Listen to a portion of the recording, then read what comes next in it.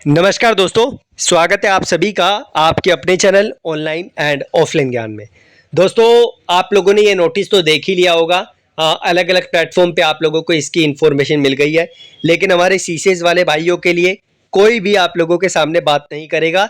लेकिन हमने जो आप लोगों का बेड़ा उठा रखा है सीसेज वाले भाइयों की मदद करने का, वो हम पूरे तरीके से आप लोगों के लिए करेंगे।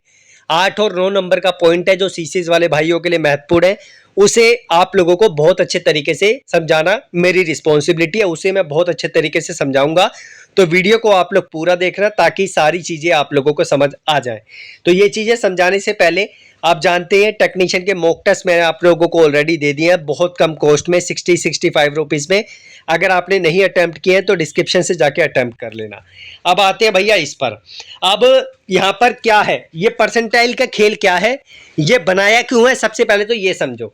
आप जानते हैं 2018 और 19 की जो आप लोगों के लिए भर्तियां आई थी, उस टाइम पे डिपार्टमेंट ने किस तरीके से आप लोगों के मार्क्स को बढ़ाया गया, किस तरीके से घटाया गया, ये सारी क्लैरिटी आप लोगों को अच्छे तरीके से नहीं मिल पाई। बहुत बच्चों को कंफ्यूजन रही। तो डिपार्टमेंट का कोई सिस्टमेटिक वे नहीं था।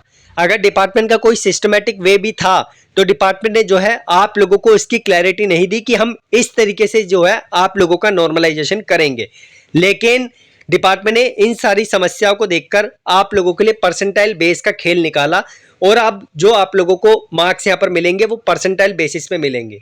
सिंपल भाषा में बोलूं, अगर आप लोगों ने डीआरडीओ की नौकरी देखी थी, डीआरडीओ का जो आप लोगों का रिजल्ट आया था, आप लोग जानते हैं 120 नंबर का आपका पेपर आया था। 120 में से आप लोगों के 121 आए, 118, 117, 115, 116 आए, या 99 आए, 98 आए, 90 आए, 80 आए। आप लोगों को वो चीज़ पता नहीं चल पाई कि आपको कितने नंबर मिले। डिपार्टमेंट क्या करता है, जब परसेंटाइल का खेल आप लोगों के लिए करता है तो एक पर्टिकुलर बार रख देता है। जैसे 91 से 92 नंबर वाले को इतना परसेंटाइल दे देंगे, 95 से 100 नंबर वाले को इतना परसेंटाइल दे देंगे, 80 से 85 वाले को इतना परसेंटाइल दे देंगे, या 85 से 90 वाले को इतना परसेंटाइल दे देंगे। लेकिन जब परसेंटाइल आप लोगों के सामने आती है तो डिपार्टमेंट आप लोगों को वो मार्क्स नहीं देता जो आप लोगों के एग्जैक्टली आप लोगों को प्राप्त हुए हैं। आशा करता हूं कि रेलवे इस तरीके की हरकत आप लोगों के साथ ना करे जिस तरीके से डीआरडीओ ने की थी। रेलवे का यहाँ पर काम बनता है कि अगर परसेंटाइल बेसिस पे स्कोर आप लोगों का बना रहा है तो आप लोगों को वो नंबर भी दे जो एग्जैक्टली आप लोगों ने प्राप्त किए हैं, जिससे आप लोगों को पता चल पाए कि हमारी परसेंटाइल जो है किस तरीके से कैलकुलेट करके इन्होंने दी है। हालांकि जो है यहाँ पर इन्होंने परसेंटाइल कैलकुलेट करने का फॉर्मूला इन्होंने दे रखा है। ये चीज़ें तब क्लियर आ पाएगी जब हमारा एग्जैक्टली हमारा रिजल्ट हमारे सामने आएगा। तो इस पर अभी बात करने से कोई बहुत बड़ा फायदा नहीं है। मैं सिंपल भाषा में बोलूँगा, तैयारी जिस तरीके से कर रहे हैं उसमें थोड़ी सी और तेजी लेकर आइए। जितना हो सके एमसीक्यूज लगाइए, जितना हो सके मॉक टेस्ट लगाइए, प्रैक्टिस टेस्ट लगाइए, वो आप लोगों को इस टाइम पे मदद करेंगे। कुछ प्रैक्टिस सेट जो मैंने आपको डिस्क्रिप्शन में दिए हैं उसे जाकर आप लोग जरूर देख लेना, वो टेक्नीशियन के हैं। एएलपी वाले लगाना चाहते हैं तो एएलपी वाले भी लगा सकते हैं, और ग्रुप डी में तो उसको ऐड करके मैं आपको दूंगा ही दूंगा।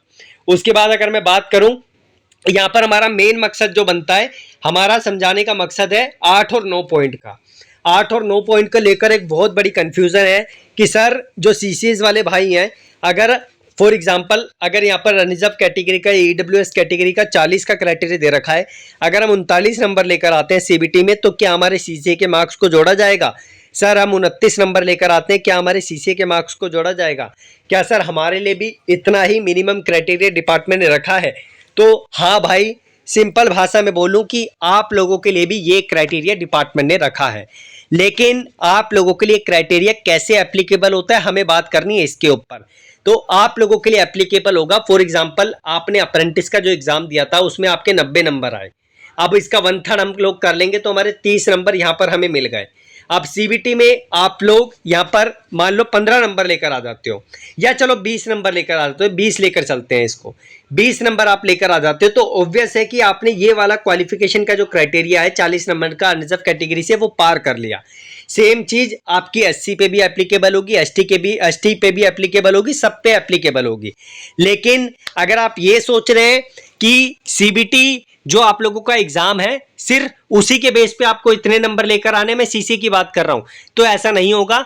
जब तक आप लोगों का 1/3 जोड़ नहीं लिया जाएगा और 2/3 आप लोगों का यहां पर कर नहीं लिया जाएगा, तब तक आप लोगों का इसमें आप लोगों को फोल्ड करके नहीं डाला जाएगा। जब आप लोग जो है अपने सारे मार्क्स को अच्छे तरीके से कैलकुलेट कर लोगे, फॉर एग्जांपल जैसे मैंने अभी आपको समझाया 30 नंबर वाला और 20 नंबर वाला, उसके बेसिस पे आपका यहां पर कैलकुलेशन होगा। मैं एक और एग्जांपल आप लोगों के लिए ले लेता हूं। फॉर एग्जांपल आप एसटी कैटेगरी से हैं, एसटी का एग्जांपल ले लेते हैं। एसटी कैटेगरी में आप लोग जो है ग्रुप डी का ले लेते हैं। एसटी में आपको 30 लेकर आने हैं नंबर, ठीक है। अब ऐसा नहीं है कि सीबीटी में सीसीज वाले भाइयों को 30 लेकर आने पड़ेंगे। आपका 1/3 यहां पर जुड़ेगा, 90 नंबर आए फॉर एग्जांपल आपके अप्रेंटिस के एग्जाम देने के बाद, तो आपका 30 नंबर यहां पर आ गए और आपके 15 नंबर यहां पर आ गए, तो टोटल आपका 45 बन गया। ऑब्वियस है कि आपने ये वाला जो बार है ये आपने क्रॉस कर लिया। आशा करता हूं कि ये पॉइंट अब मैंने बहुत अच्छे तरीके से आपको समझा दिया। तो एक और बार मैं समझा देता हूं भाई, क्योंकि मैं चाहता हूं कि आपको सारी क्लैरिटी हो बहुत अच्छे तरीके से। सिंपल भाषा में समझते हैं कि आप लोगों को सीबीटी एग्जाम में इतने नंबर का बार नहीं रखना। सीसीज वाले भाइयों को आपका जो बार है वो तब कैलकुलेट होके बनेगा जब आपका 1/3 जुड़ जाएगा, तब आप लोगों का ये वाला बार फॉलो होगा। पहले आप लोगों का बार यहां पर फॉलो नहीं होगा। आशा करता हूं कि अब आपका यहां पर पॉइंट जो आप परेशान हो रहे थे वो अच्छे तरीके से क्लियर हो गया होगा। आपका सीबीटी के बेस पे नहीं, आपको जो आपके सीसीए वाले मार्क्स हैं उसको जोड़ने के बाद ये वाला क्राइटेरिया आपके लिए बनेगा। अब आते हैं 9वें पॉइंट पर। अगर अभी भी कोई कंफ्यूजन है तो भाई कमेंट बॉक्स में बताना, मैं गौरव जंक्शन पे आपको बहुत अच्छे तरीके से चीजें क्लियर कर दूंगा। 9वें पॉइंट में सीसीए के लिए क्या बोला हुआ है कि for this normalise marks of each candidate will also be calculated as detailed below, which will be basis for deciding who are the candidate that have scored minimum percentage of marks as per the qualification criteria। जो अभी मैंने आप लोगों को बहुत अच्छे तरीके से समझाया है, ये बात वही आप लोगों को घुमा फिरा के बोल रहे हैं कि जो आप लोगों का मिनिमम क्वालिफिकेशन वाला क्राइटेरिया है, मतलब मिनिमम मार्क्स का क्राइटेरिया, उसके बेस पे ही आप लोगों को जो है परसेंटेज के परसेंटाइल बनाकर डिपार्टमेंट देगा। तो परेशान मत होइए जो बच्चे अभी परेशान हो रहे थे कि हमें इतने नंबर लेकर ही आने हैं सीबीटी में सीसीज वाले भाइयों को, तो भाई आपके लिए ऐसा नहीं है। आप लोगों को आपके 1/3 जोड़ने के बाद ये बार क्रॉस करना होगा। आशा करता हूं कि अब जो आपकी कंफ्यूजन है वो बहुत अच्छे तरीके से क्लियर हो गई होगी। अब आप लोगों को ये दिक्कत नहीं होगी। ये बेस शिफ्ट क्या है, ये कैलकुलेशन ऑफ नॉर्मलाइजेशन मार्क्स क्या है, इसको अभी जानने की आपको जरूरत नहीं है। अगर आप बोलोगे तो मैं एक बार आपको किस तरीके से फॉर्मूला बनाया जाता है ये मैं बाद में समझा दूंगा, लेकिन अभी हमारे जो सीसीज वाले भाइयों की कंफ्यूजन थी उसे दूर करना मेरा काम था, जो मैंने बहुत अच्छे तरीके से अब कर दिया है। इस नोटिस को टेलीग्राम पे डाल दिया गया है, आप टेलीग्राम से जाके नोटिस को देख लेना। धन्यवाद। और कोई कंफ्यूजन है तो कमेंट बॉक्स में आप मेंशन कर देना।